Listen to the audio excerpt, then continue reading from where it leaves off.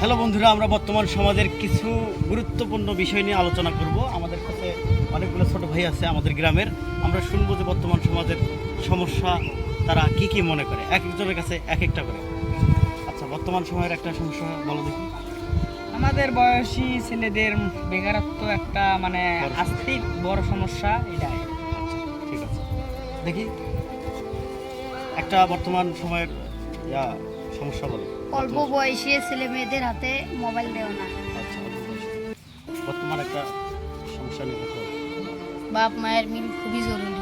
আচ্ছা, ঠিক আছে, গ্রামের রাস্তা মেরামত দরকার। ঠিক আছে, বলো।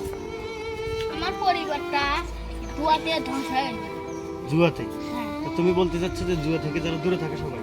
হ্যাঁ। আচ্ছা, ঠিক আছে, বর্তমান সমস্যা নিয়ে একটা কথা বলো। পরিবারের সাপোর্ট খুব জরুরি। আচ্ছা, ঠিক আছে, বর্তমান সমস্যা নিয়ে একটা কথা বলেন। নেশা থেকে দূরে থাকো। নেশা থেকে দূরে থাকো, অনেক সুন্দর কথা বলছেন। বলেন ভাই, বর্তমান সমস্যা নিয়ে। টাকা পয়সার কারণে অনেক গরিব ছেলে মেয়ের পড়াশোনা হয় না। হ্যাঁ, দুঃখ কষ্ট থেকেই যায় না।